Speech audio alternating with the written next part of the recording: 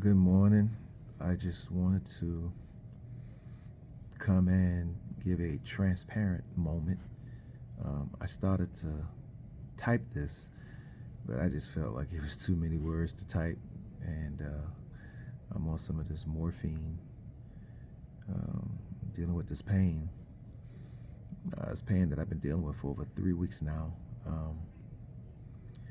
and I know it's sciatic nerve, and I've had sciatic nerve before. I never had it this bad. Um, I've been to 3 different hospitals, 2 different urgent care, 2 chiropractic, and a massage therapist, just trying to get rid of the pain.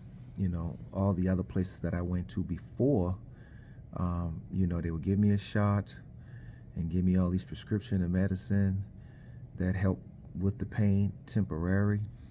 I think I may have got like maybe 30 to 40 minutes out of the medicine that they gave me. That wasn't enough. I would wake up in I'm talking about pain that would take me down to my knees. And keep in mind now, while I'm going through all this pain, the past 3 weeks, I still was able to go out and pass out flowers to all of the ladies who dealt with breast cancer.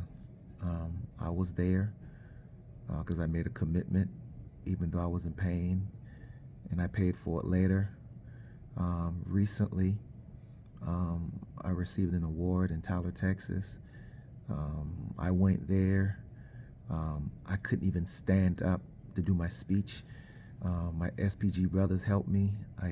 I got there and I sit down in front of the podium and I spoke. My speech was on prostate cancer, trying to get other men to go to the doctor to get their PSA checked, because you don't realize how important that is. There was a doctor that was there too. He spoke. He was a keynote speaker. He spoke just before me, and I can tell, just from the response from the other men, even my SPG brothers, it was an eye opener. Just talking about the death of prostate cancer and how it's like a silence killer. And the only reason it's silenced because guys are not talking about, getting theirs checked. And if they do get it checked, they only get it checked like if a bone is sticking out of their legs and then they go to the doctor. We have to be more proactive and start going to the doctor. Now, the reason I'm still in the hospital is because, they told me some things that I couldn't believe, like when they told me I had prostate cancer. And I went through all that last year and I beat it, and I beat it because I caught it early. And all I just want to do is share my testimony so other brothers can start going and get checked, because not everybody gets to be lucky like me. While I'm there, they're telling me my oxygen was low, and so they, give me some oxygen and stuff like that, and then they told me that I had sleep apnea, and I'm sitting there like, I don't think, I have never been known to have sleep apnea. Like I never had problems, because when I go to sleep, I sleep like a baby, I feel. Now, what I do notice is that I could be sitting there watching the TV and I'm just relaxed, and I might find myself maybe not breathing at that moment, but it's usually like a split second or two, and then I'll just take a deep breath. But I think I've been dealing with that for over 20 years. I don't think anything of it. And when I mentioned it to a couple of other guys, another guy said, you know what? When I'm watching TV or if I'm stressed, I'll find myself not breathing either. And he said, you know what? Maybe I need to get mine checked. So I'm telling you this now. If you are doing those type of things, you might want to just get it checked out. You might be causing your body to have low oxygen too, and don't think anything of it. And you got to keep in mind, I have, all my years, and even up until the time the sciatic started hurting, I would be at the gym. I tell myself I'm going to play 3 games of basketball, but I end up playing like 6 games. Of course, I'm sore, but I never had any issues with oxygen or anything. And then on Saturdays, I'd be doing boot camps. And I'm always pushing myself to the limit. And I didn't have any issues then. So for him to say I got low oxygen, um, it, it was hard for me to believe. So going further, after they checked to see that I have low oxygen, then they told me I have blockage in my heart. So I'm sitting there thinking, like, how can all this be possible when I don't feel it? And he said, this is one of those silent deaths. And I explained to him that,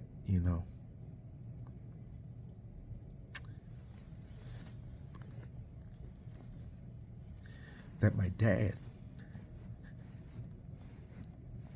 in his 50s died of a heart attack. But it didn't dawn on me because, my dad, he was a huge guy, 375 pounds. And I know he had heart problems. For me, I've been on the healthy side. I don't smoke. I don't do drugs. And I don't even really think I drink because, anybody that knows me, they tease me all the time. Say he always drinking wine coolers, all them sweet drinks. So technically, I don't even consider myself a drinker. So, for me now to be in my 50s and then for them to tell me that I have heart blockage. So they got me hooked up to all these machines and they just needed to monitor my heart. But I feel fine. So again, I don't know where that came from. But it also makes me think too because last year, and there's a guy that I played ball against, and he was actually like 11 years younger than me. And he had a heart attack and he just died. And I see him at the gym from the outside. He looks like he's healthy, and it just makes you wonder. And not only that, 5-6 months ago, even last year, you would read about some young kid in high school, or you would just read about a kid in college or whatever, just died of a heart attack. And just like recently, the kid that plays for the Buffalo Bills, which he got hit in his chest, and they say he literally died, but it wasn't his time because God brought him back. And what was he doing recently? Back playing football. So a lot of times, I really don't believe what doctors say because there's only one person that has the final answer, and I know that's the man above, because I can count on one hand how many times I've been to the hospital. Of course, I can't remember the first time, but I would say the first was when my mom gave birth to me. So, she could have went into she could have went into the hospital and came out the same day. I don't know, but I'll just say that's my first time being hospitalized after giving birth to me. Second time, I do remember that, which I used to get into a lot of trouble. And when I was 19 years old, and it comes with the territory, the lifestyle that I was living. I got hit by got hit by a truck, and I was left for dead. I was in a coma, and I do remember after surgery and everything like that, the doctor came in and told me two things. He said, "You're very lucky." He said that you were inches away from being paralyzed from the waist down. That was the first thing he said. The second thing he said is that, "I'm sorry, but you'll never be able to use your right arm again." That's what the doctor told me. And like I said, I don't believe the doctors because 8 years later, I found myself playing college football and college basketball. And this was a guy who never supposed to have been able to use his right arm again. And this is a man who was inches away from being paralyzed from the waist down. So like I said, I don't believe what doctors say. There's only one man that will give you that answer. And again, some people know I don't like going to the doctor. And actually, there's a lot of men that don't like going to the doctor, but I have my reasons why. And the reason I don't like going to the doctor is because when I was 16 years old, my mom was 38 years old, and she was healthy. And I remember Saturday, she said she wasn't feeling good. And on Sunday, she went to the hospital, and she never came back. So at that moment, I was mad at the world. I was mad at every hospital. I was even mad at God because I couldn't believe how can somebody be 38 years old and healthy just go to the hospital on a Sunday morning and don't come back. So it took a lot of time and healing for me to even go and see a doctor. So I didn't go to the doctor until, I was hit by that truck when I was 19 years old. And, ever since then, I would hate to go if it was something I had to go for. I dealt with, prostate last year, so I had to go, but I didn't have to stay overnight. But this is the first time that I actually stayed in the hospital. And, it just makes you think a lot. And speaking of that, then the following week, I just said that I went to Tyler, Texas, and I had to sit down and do my speech. I actually supposed to be receiving an award this Saturday, but I'm not going to do it. My health is more important right now, and at this point, I'm sure one of my SPG brothers will be able to pick up my award in my behalf. That will be great, but I got to get my health right.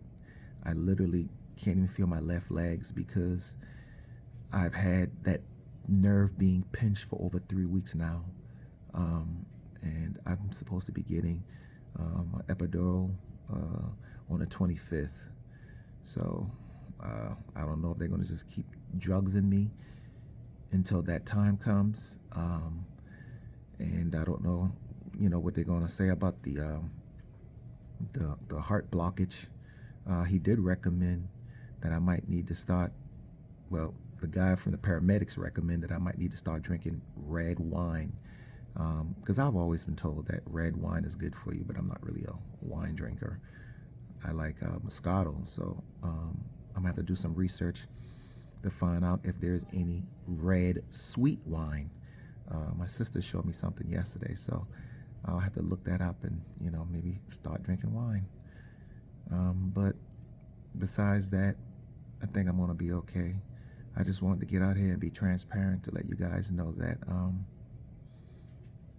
you got to get your health checked.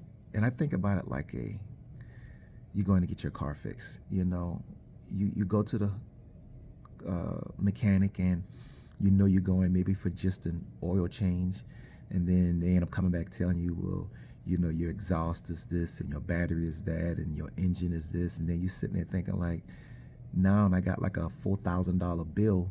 And then you start telling the mechanic, well, why don't you just fix this? How long do you think I got before that goes bad completely, and then bring it back? And then you sit there and you try to get little things fixed at a time so you don't have to pay like a $4,000 bill.